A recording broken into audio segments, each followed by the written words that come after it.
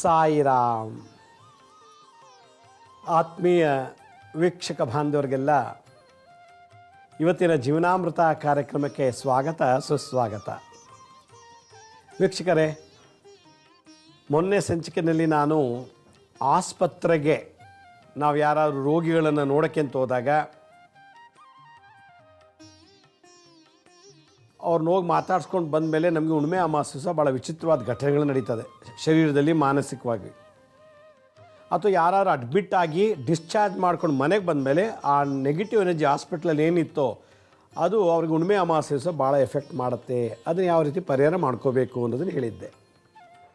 ನಿನ್ನೆ ಸಂಚಿಕೆಯಲ್ಲಿ ನಾನು ಸಾಕು ಪ್ರಾಣಿಗಳ ಮನೇಲಿ ಸತ್ತೋದಾಗ, ಹಸು ಇರ್ಬೋದು, ನಾಯಿ ಇರ್ಬೋದು, ಗಿಣಿ, ಮೊಲ, ಮೀನುಗಳು, ಕೋಳಿ, ಕುರಿ, ಕತ್ತೆ, ಹಸು ಇವೆಲ್ಲ ಕೆಲವು ಸಾಕ್ತಾರೆ ಪ್ರಾಣಿಗಳನ್ನು. ಅವು ಸತ್ತಾಗ, ಆ ಪ್ರಾಣಿಗಳು ಸತ್ತಾಗ ಆ ಆತ್ಮ ಯಾವ ರೀತಿ ನಮಗೆ ತೊಂದರೆ ಕೊಡುತ್ತೆ ಅನ್ನೋದನ್ನು ನೆನ್ನೆ ಸಂಚಿಕೆಯಲ್ಲಿ ಹೇಳಿದ್ದೆ. ಇವತ್ತು ನನ್ನ ಹತ್ರ ಒಬ್ಬರು ಬಂದು ಹೇಳಿದ್ರು, ನಮ್ಮ ತಂದೆಗೆ ಕೋಮಾಗೆ ಹೋಗಿಬಿಟ್ಟಿದ್ದಾರೆ. ಕೋಮಾಗೆ ಹೋಗಿ ಸುಮಾರು 1 ತಿಂಗಳಾಯಿತು, ಅವ್ರಿಗಿನ್ನೂ ಪ್ರಜ್ಞೆ ಬಂದಿಲ್ಲ, ಐಸಿಯುನಲ್ಲಿ ಇಟ್ಟಿದ್ದಾರೆ, ನಮಗೆ ಆಲೆ 15 ಲಕ್ಷ ಬಿಲ್ ಆಗಿದೆ, ನನಗೆ ಏನು ಮಾಡಬೇಕು ಅಂತ ಗೊತ್ತಾಗ್ತಿಲ್ಲ. ಡಾಕ್ಟ್ರ್ ಹೇಳಿದ್ರೆ ನಾವು ಜನರಲ್ ವಾರ್ಡಿಗೆ ಶಿಫ್ಟ್ ಮಾಡಿದ್ರೆ ಸತ್ತೋಗ್ಬಿಡ್ತಾರೆ, ಈಗ ನಾವು ಐಸಿಯುನಲ್ಲೇ ಇಟ್ಕೊಂಡಿದ್ದೀವಿ, ಹೀಗಾಗಿ ನಾನು ಅದನ್ನ ಜನರಲ್ ವಾರ್ಡಿಗೆ ಕಳ್ಸೋಕ್ಕೆ ಇಷ್ಟ ಇಲ್ಲ, ಆಗಲ್ಲ, ನೀವೇ ರೆಸ್ಪಾನ್ಸಿಬಿಲಿಟಿ ತೊಗೋಬೇಕು ಅಂತ. 1 ತಿಂಗಳಿಂದ ಐಸಿಯುನಲ್ಲಿದ್ದಾರೆ. ಈ ಕಡೆ ಸತ್ತಿಲ್ಲ, ಈ ಕಡೆ ಬದುಕಿಲ್ಲ. ಐಸಿಯುನಲ್ಲಿ 1 ತಿಂಗಳಿಂದ ಇದ್ದಾರೆ ಅಂದರೆ ದುಡ್ಡು ಎಷ್ಟರಾಗಲಿ ಟ್ರೀಟ್ಮೆಂಟ್ ಕೊಟ್ಟರೂ ಕೂಡ ಅವ್ರಿಗೆ ವಾಸಿ ಆಗ್ತಿಲ್ಲ, ರಿಕವರಿ ಆಗ್ತಿಲ್ಲ ಅನ್ನೋದೊಂದು ಪ್ರಶ್ನೆ. ಇನ್ನೊಬ್ಬರು ಮೊನ್ನೆ ನನಗೆ ಮೈಸೂರಿಂದ ಒಬ್ಬರು ಫೋನ್ ಮಾಡಿದ್ರು, ಭಾಳ ಗೊತ್ತಿರೋ ಅಂಥವ್ರು. ನಮ್ಮ ಬ್ರದರು ಆ್ಯಕ್ಸಿಡೆಂಟಲ್ಲಿ ಯಾವುದೋ ಊಟಿಗೆ ಹೋಗೋ ರೋಡಲ್ಲಿ ಆ್ಯಕ್ಸಿಡೆಂಟ್ ಆಯಿತು. ಆ ರೋಡಲ್ಲಿ ಆ್ಯಕ್ಸಿಡೆಂಟ್ ಆದಮೇಲೆ ಅಲ್ಲೇ ಹಾಸ್ಪಿಟ್ಲಿಗೆ ಅಡ್ಮಿಟ್ ಮಾಡಿದರು. ನಾವು ಕರ್ಕೊಂಬಂದು ಮೈಸೂರಿಗೆ ಅಡ್ಮಿಟ್ ಮಾಡಿದ್ದೀವಿ. ಮೈಸೂರಿನಲ್ಲಿ ಅಡ್ಮಿಟ್ ಮಾಡಿ 3 ತಿಂಗಳಾದ್ರೂ ಅವನಿಗೆ ಜ್ಞಾನ ಬಂದಿಲ್ಲ, ಐಸಿಯುನಲ್ಲಿದ್ದಾನೆ, ಜ್ಞಾನ ಬಂದಿಲ್ಲ ಅಂತ ಹೇಳ್ತಾರೆ. ರಸ್ತೆಯಲ್ಲಿ ಆ್ಯಕ್ಸಿಡೆಂಟ್ ಆದವನು ಅಡ್ಮಿಟ್ ಮಾಡಿದ್ದಾರೆ, 3 ತಿಂಗಳಾದರೂ ಪ್ರಜ್ಞೆ ಬಂದಿಲ್ಲ, ಐಸಿಯುನಲ್ಲಿ ಇಟ್ಟಿದ್ದಾರೆ, ಲಕ್ಷಾಂತರ ರೂಪಾಯಿ ಬಿಲ್ ಆಗ್ತಾಯಿದೆ ಹಾಸ್ಪಿಟ್ಲಿಗೆ. ಇನ್ನೊಬ್ಬರು ಪಾಪ ಅವರು ನಮ್ಮ ತಂದೆ ಎಲ್ಲೋ ಹೊರಗಡೆ ಹೋಗಿದ್ದಂತೆ, ಟ್ರಿಪ್ಗೋ ಅಥವಾ ವಾಕಿಂಗು ಏನೋ ಹೋಗಿದ್ರು ಅನಿಸುತ್ತೆ, ಬಹುಶಃ ನನಗೂ ಸರಿಯಾಗಿ ಗೊತ್ತಿಲ್ಲ. ಬಿದ್ದುಬಿಟ್ಟಿದ್ದಾರೆ ಒಂದು ಜಾಗದಲ್ಲಿ. ಆ ಬಿದ್ದ ಮೇಲಿಂದ ಅವ್ರಿಗೆ ಪ್ರಜ್ಞೆನೇ ಬಂದಿಲ್ಲ, ಐಸಿಯುನಲ್ಲಿದ್ದಾರಂತೆ. 1 ತಿಂಗಳಾಯಿತು ಐಸಿಯುನಲ್ಲಿ ಅಂತ.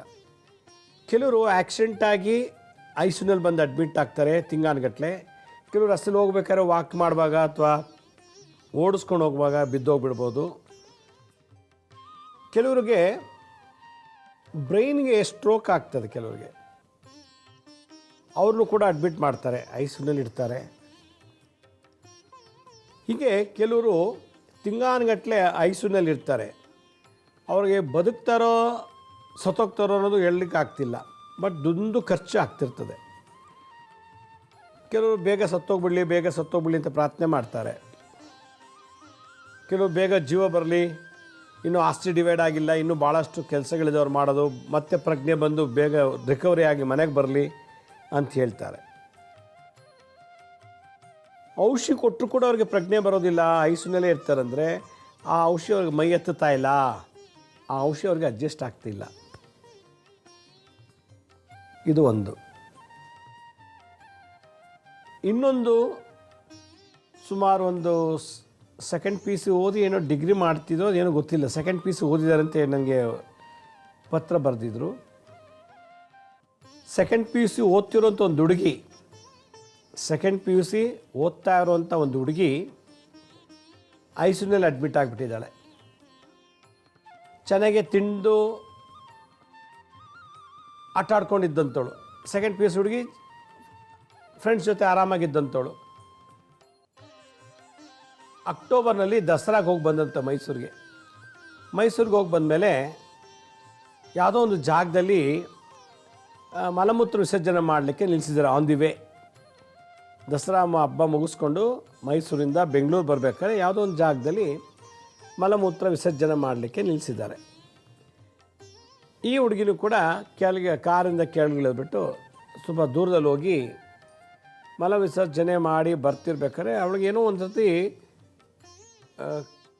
ದಬ್ಬಂತ ಬಿದ್ದು ಕಪ್ಪು ಥರ ಕಲರ್ ಆಯ್ತಂತೆ. ದಬ್ಬಂತ ಬಿತ್ತಂತೆ, ಏನು ಅಂತ ಹುಡುಗಿ ಗೊತ್ತಾಗ್ತಿಲ್ಲ. ಆಮೇಲೆ ಕಪ್ಪುಗೆ ಬಣ್ಣ ಒಂಥರ ಕಪ್ಪುಗಿರೋ ಒಂದು ದೊಡ್ಡ ಹೊಗೆ ಬಂತಂತೆ. ಆ ಶಬ್ದಕ್ಕೆ ಎದ್ಕೊಂಡ್ಬಿಟ್ಟಿದ್ದಾಳೆ. ಎದ್ಕೊಂಡು ನೋಡಿ ಹಂಗೆ ಆಯಿತು ಅಂತೇಳಿ ಕಾರಲ್ಲಿ ಎಲ್ರಿಗೂ ಹೇಳ್ಕೊಂಡಿದ್ದಾಳೆ. ಸರಿ ಮನೆಗೆ ಬಂದು ಅವ್ಳು ಕಾರಲ್ಲಿ ಕೂತಲ್ಲೇ ಅರ್ಧ ಟಯರ್ಡ್ ಆಗಿಬಿಟ್ಟಿದ್ದಾಳೆ. ಅದು ನೋಡಿದ್ಮೇಲೆ, ಆ ಶಬ್ದ ಕೇಳಿದ್ಮೇಲೆ ಮನೆಗೆ ಬಂದು ಚಳಿ ಜ್ವರ ಸಿಕ್ಕಾಪಟ್ಟೆ ಬಂದುಬಿಡ್ತಂತೆ. ತೊಗೊಂಡೋಗಿ ಅಡ್ಮಿಟ್ ಮಾಡಿದ್ರು. ಅವಳು ಹೋದ ತಕ್ಷಣ ಅವಳು ಅನ್ಕಾನ್ಷಿಯಸ್ನೆಸ್, ಪ್ರಜ್ಞೆನೇ ಇಲ್ಲ, ಕಣ್ಬಿಟ್ಟಲಿಲ್ಲ. 2 ತಿಂಗಳಾದ್ರೂ ಕಣ್ಬಿಟ್ಟಿಲ್ಲ ಹುಡುಗಿ. ನೋಡಿ, PUC ಓದ್ತಾರೆ ಹುಡುಗಿ, PUC ಆಗಿದೆ ಅನಿಸುತ್ತೆ. ಅವಳು ಮಲಮೂತ್ರ ಮಾಡಿ ವಿಸರ್ಜನೆ ಮಾಡಿದಂಥ ಜಾಗ, ಆ ಬಯಲು, ಅಲ್ಲಿ ಏನಿತ್ತು ಗೊತ್ತಿಲ್ಲ. ಇವರು ವಾಕಿಂಗು ಅಥವಾ ಶಾಪಿಂಗ್ ಅಂತ ಹೋದಾಗ ಬಿದ್ದಿದ್ದು, ಅಲ್ಲಿ ಬಿದ್ದ ಮೇಲೆ ಅವ್ರು ಐಸಿಯುಗೆ ಅಡ್ಮಿಟ್ ಆರು. 1 ತಿಂಗಳಾಯ್ತು ಪಾಪ. ಇನ್ನೊಬ್ಬ ಊಟಿ ರೋಡಲ್ಲಿ ಆಕ್ಸಿಡೆಂಟ್ ಆಗಿ ಅಡ್ಮಿಟ್ ಆದ ಐಸಿಯುನಲ್ಲಿ. ಅವನು 3 ತಿಂಗಳಿಂದ ನರಳ್ತಾನೆ ಇದ್ದಾನೆ ಐಸಿಯುನಲ್ಲಿ. ICUನಲ್ಲಿ ಇಟ್ಟಿದ್ದಾರೆ.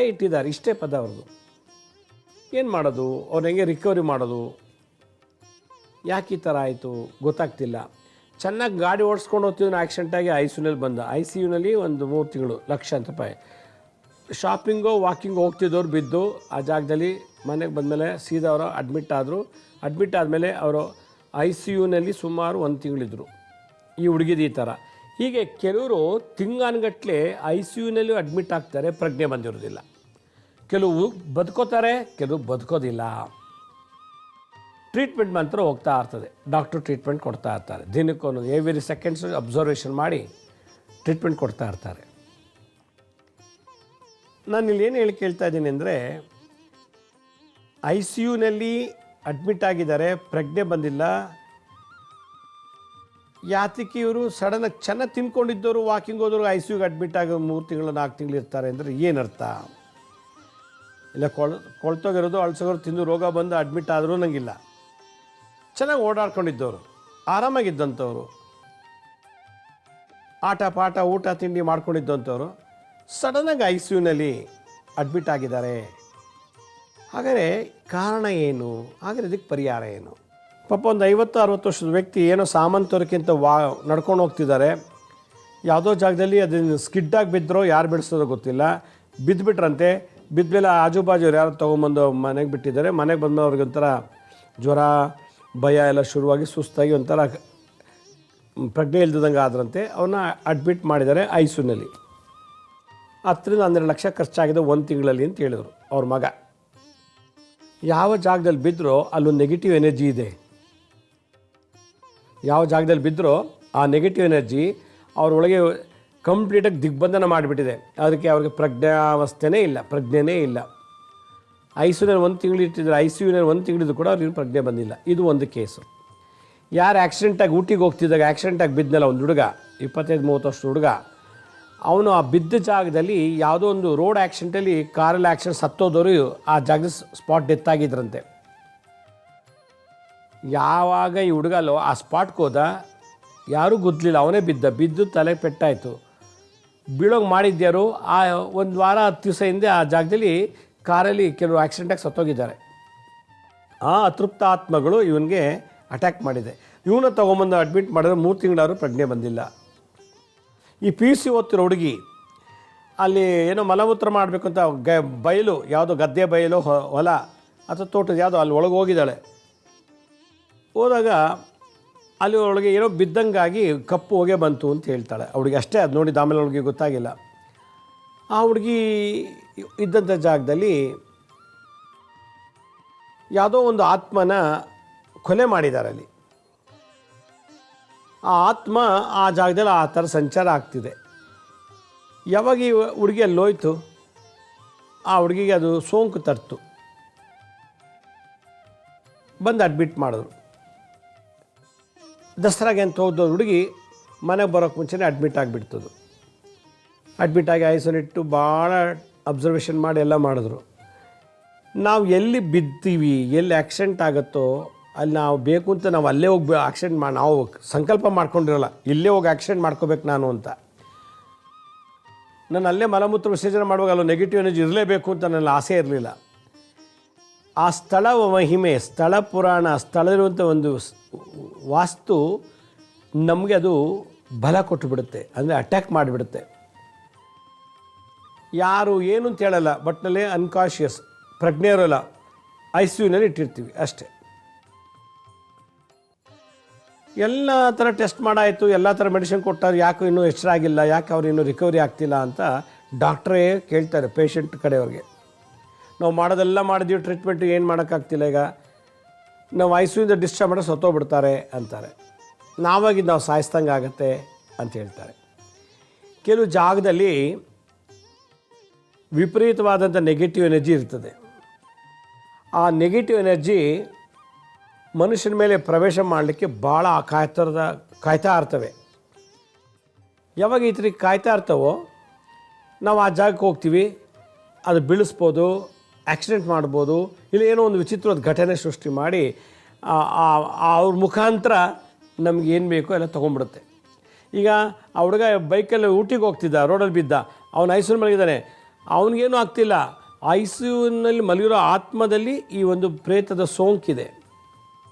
ಇದು ಯಾರೂ ನಂಬಲ್ಲ. ಹೀಗಾಗಿ ICU ಅಥವಾ ಮನೇಲಿ ಈಗ ICU ಬೇಡ ಬಿಡಿ, ಇನ್ನೊಂದು ಕೇಸು, ಯಾವುದೋ ಮನೇಲಿ 10 ವರ್ಷದ ಒಂದೇ ಬೆಡ್ ಮೇಲೆ ಮಲಗಿದೆ ನೋಡಿ, ಅವ್ರಿಗೆ ಸಾಯೂ ಇಲ್ಲ, ಎದ್ದು ಓಡಾಡೋಂಗೂ ಗೊತ್ತಿಲ್ಲ, ಮನೆ ಒಳಗೆ ಅಲ್ಲೇ ಬೆಡ್ ರಿಡನ್, ಅಲ್ಲೇ ರೀಸಸ್, ಅಲ್ಲೇ ಮಲ ಮೂತ್ರ ವಿಸರ್ಜನೆ ಎಲ್ಲ 10 ವರ್ಷದಿಂದ ಮಲ್ಕೊಂಡಿದ್ದಾರೆ. ಮಲಗಿ ಬೆಡ್ ಸೋರ್ ಆಗಿಬಿಟ್ಟಿದೆ. ಅವ್ರು ಪಟ್ಟಂತ ಪ್ರಾಣ ಬಿಡ್ತಾರೆ ಅಥವಾ ಪ್ರಾಣನೇ ಬಿಟ್ಟಿಲ್ಲ, ಅವ್ರಿಗೆ ಎದ್ದೋಳಕ್ಕೆ ಆಗ್ತಿಲ್ಲ ನೋಡಿ. ಬೆಡ್ ರಿಡನ್ ಅಂದರೆ ಯಾವುದೋ ಒಂದು ಪ್ರೇತ ಅಟ್ಯಾಕ್ ಆಗಿದೆ ಅವ್ರಿಗಲ್ಲಿ, ಅದು ಮಾಟಮಂತ್ರದಿಂದ ಮಾಡಿಸಿರ್ಬೋದು, ಇಲ್ಲ ಯಾವುದೋ ಒಂದು ಪ್ರೇತ ತನಗೆ ತಾನೇ ಅಟ್ಯಾಕ್ ಆಗಿರ್ಬೋದು. ಇಲ್ಲಿ ರಸ್ತೆಯಲ್ಲಿ ಹೋಗೋ ಬಿದ್ದಿರೋದು ಅವ್ರೇನು ಮಾಟಮಂತ್ರ ಯಾರೂ ಮಾಡಿಸಿಲ್ಲ, ಅಲ್ಲಿರೋ ಸ್ಥಳದಲ್ಲಿದ್ದಂಥ ಪ್ರೇತ ಅಟ್ಯಾಕ್ ಮಾಡಿದೆ. ಈ ಹುಡುಗಿಗೂ ಹಾಗೆ ಆಗಿರೋದು.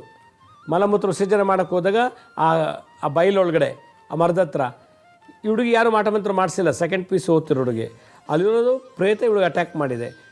ಏನೋ ತರಕಾರಿನೋ ಏನೋ ತರಕ್ಕೆ ಅಂತ ವಾಕಿಂಗು ಶಾಪಿಂಗ್ ಹೋದಂಥ ಪಾಪ ವಯಸ್ಸಾದವರು ಅಲ್ಲಿ ಬಿದ್ದರು, ಅಲ್ಲಿ ನೆಗೆಟಿವ್ ಎನರ್ಜಿ ಇದೆ. ಆ ಮನೆಯೊಳಗೆ ಯಾರು ನೇಣಾಕೊಂಡು ಸತ್ತಿದ್ದಾರೆ ಆ ಬಿದ್ದ ಜಾಗದಲ್ಲಿ, ಅದರದ್ದು ಆತ್ಮ ಅವ್ರಿಗೆ ಕನೆಕ್ಟ್ ಆಯಿತು. ಈಗ ಮನೇಲಿ ಕಂಪ್ಲೀಟ್ ಚೆನ್ನಾಗಿ ಓಡಾಡ್ಕೊಂಡಿದ್ದರು, ಬೆಡ್ ರಿಡನ್ ಆಗಿಬಿಟ್ರು, 10 ವರ್ಷ ಆದರೂ ಪ್ರಾಣ ಹೋಗಿಲ್ಲ. ದಿನ ಅವ್ರಿಗೊಬ್ಬರು ನರ್ಸು ಮನೇಲಿ ಇಟ್ಕೊಂಡು 10 ವರ್ಷದಿಂದ ನರ್ಸು ಅವ್ರಿಗೆ ಟ್ರೀಟ್ ಮಾಡ್ತಾಯಿದ್ದಾರೆ. ಎದ್ದೋಡಿಸೋದು, ಕೂರಿಸೋದು, ಮಾಡೋದು, ಅಲ್ಲೇ ಟಾಯ್ಲೆಟು, ಅಲ್ಲೇ ರೀಸಸ್ ಎಲ್ಲ ಮಾಡಿಕೊಂಡು ಆರಾಮಾಗಿದ್ದಾರೆ, ಬೆಡ್ ರಿಡನ್ ಆಗಿದ್ದಾರೆ. 10 ವರ್ಷ ಆಯಿತು. 10 ವರ್ಷದಿಂದ ಆ ಪ್ರೇತ ಬಾಧೆ ಅವ್ರನ್ನ ಬಿಟ್ಟಿಲ್ಲ, ಸಾವು ಕೊಡ್ತಾ ಇಲ್ಲ, ಇಲ್ಲ ರಿಕವರಿ ಮಾಡ್ತಿಲ್ಲ, ಆರೋಗ್ಯನೂ ಕೊಡ್ತಾ ಇಲ್ಲ. ಈ ರೀತಿ ಕೆಲವು ಗೊಂದಲಗಳಿದ್ದಾಗ ನಮಗೆ ಸೈನ್ಸಲ್ಲಿ ನೋಡೋದು ಅದು ಸಿಗೋದಿಲ್ಲ. ಎಕ್ಸ್ರೇ ರಿಪೋರ್ಟಲ್ಲಿ, MRI ಸ್ಕ್ಯಾನಿಂಗ್ನಲ್ಲಿ, ಬ್ಲಡ್ ರಿಪೋರ್ಟಲ್ಲಿ, ECGನಲ್ಲಿ ಸಿಗೋದಿಲ್ಲ. ಡಾಕ್ಟ್ರು ದಿನ ಔಷಧಿ ತೊಗೊಳ್ಳಿಂದ ಟ್ರೀಟ್ ಮಾಡ್ತಾನೆ ಇರ್ತಾರೆ, ಆದರೆ ಟ್ರೀಟ್ಮೆಂಟ್ ಹೋಗ್ತಾ ಇರ್ತದೆ, ಅದು ಗುಣ ಆಗ್ತಿಲ್ಲ ನೋಡಿ. ಎಂಥ ಲಾಜಿಕ್ ಇದು. ಇದೆಲ್ಲ ಕೆಲವು ಪ್ರೇತ ಸೋಂಕಿನಿಂದ ICUನಲ್ಲಿ ಇಟ್ಬಿಟ್ಟು ನಳಿಸ್ತಾರೆ, ಹಾಗೆ ನಮಗೆ ಲಾಸ್ ಮಾಡಿಸ್ತಾರೆ. ಲಕ್ಷಾಂಗಂತರ ಬಿಲ್ ಕಟ್ಟಬೇಕು ಹೇಗೆ ಹಾಸ್ಪಿಟ್ಲಿಗೆ ICUನಲ್ಲಿದ್ದಾಗ. ಒಂದು ಇಲ್ಲಿ ಮನೆ ಒಳಗೆ ಬೆಡ್ ರಿಡನ್ ಆಗಿರ್ತಾರೆ ಪ್ರೇತ ಬಾಧೆಯಿಂದ, ಮಾಟಮಂತ್ರ ತಂತ್ರ ಪ್ರಯೋಗದಿಂದ.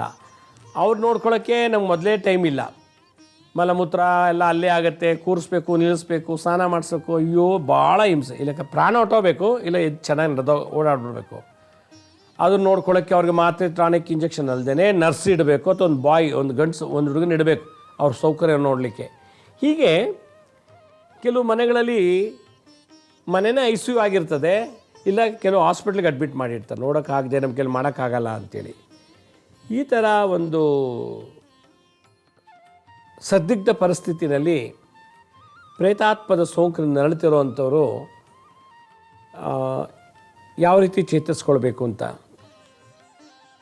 ಎಲ್ಲೋ ಒಂದು ಕಡೆ ICUನಲ್ಲಿ ಅಡ್ಮಿಟ್ ಮಾಡಿದ್ದಾರೆ, ಹೆಂಡ್ತಿನೋ ಗಂಡನೋ ಮಕ್ಕಳು, ಅವರು ದೇವಸ್ಥಾನಕ್ಕೆ ಹೋಗಿ ಪ್ರೇ ಮಾಡೋದು, ಆರತಿ ಮಾಡಿಸೋದು, ಹೋಮ ಪೂಜೆ ಮಾಡಿಸ್ಕೊಂಡು ಬಂದು ICUನಲ್ಲಿ ರಿಕವರಿ ಹಾಕಿ ಡಿಸ್ಚಾರ್ಜ್ ಆಗಿಬಿಡ್ತಾರೆ. ಕೆಲವು ಏನೂ ಅಂತ ಗೊತ್ತಿಲ್ಲದವರು ICUನಲ್ಲೇ ಸತ್ತೋಗ್ಬೋದು, ಇಲ್ಲ ಮನೆಗೆ ಬಂದು ಸತ್ತೋಗ್ಬೋದು. ಹೀಗೆ ಈ ಪ್ರೇತಾತ್ಮದ ಸೋಂಕಿನಿಂದ ವರ್ಷಾನುಗಟ್ಟಲೆ ತಿಂಗಾನುಗಟ್ಟಲೆ ICU ಅಥವಾ ಮನೆ ಒಳಗಡೆ ನರಳುತ್ತದೆ. ಅಂಥ ಆತ್ಮಕ್ಕೆ ಬಿಡುಗಡೆ ಮಾಡಬೇಕು ಅಂದರೆ ಈ ನಮಗೆ ಸಂಬಂಧ ಇಲ್ದವರು ಅಂತ ಪ್ರೇತ ಬಾಧೆ ನಮ್ಮನ್ನು ಒಳಗಡೆ ನರಳಿಸಿ ICUನಲ್ಲಿ ಅಥವಾ ಮನೆ ಒಳಗೆ ವರ್ಷಾನುಗಟ್ಟಲೆ ತಿಂಗಾಗಟ್ಟಲೆ ಪೀಡಿಸ್ತಾ ಇತ್ತು ಅಂದರೆ, ಅಥವಾ ಬೇರೆಯವರು ಮಾಟಮಂತ್ರ ತಂತ್ರ ಪ್ರಯೋಗದಿಂದ ನಮಗೆ ಮಾಡಿ ನಮ್ಮನ್ನು ICUನಲ್ಲಿ ಅಡ್ಮಿಟ್ ಆಗೋ ಲೆವೆಲ್ಗೆ ಮಾಟಮಂತ್ರ ಪ್ರಯೋಗ ಆಗಿದ್ದರೆ, ಅದು ಬೇರೆಯವರು ಮಾಟಮಂತ್ರ ಪ್ರಯೋಗದಿಂದ ನಮ್ಮನ್ನು ಬೆಡ್ ಮೇಲೆ ಮಲ್ಕೊಂಡಿರ್ಬೇಕು ವರ್ಷಾನುಗಟ್ಟಲೆ, ಆ ಥರ ಏನಾದ್ರು ಪ್ರಯೋಗ ಆಗಿದ್ದರೆ ಈ 2 ವೆರೈಟಿಗೂ ಕೂಡ ನಾನೊಂದು ಪರಿಹಾರ ಹೇಳ್ಕೊಡ್ತೀನಿ. ಯಾವುದಂತಂದರೆ ರುದ್ರಯಾಮಳ ತಂತ್ರಸಾರದಲ್ಲಿ ಒಂದು ವಿಶೇಷವಾದ ಮಂತ್ರ ಇದೆ, ಅದಕ್ಕೊಂದು ತಂತ್ರ ಇದೆ.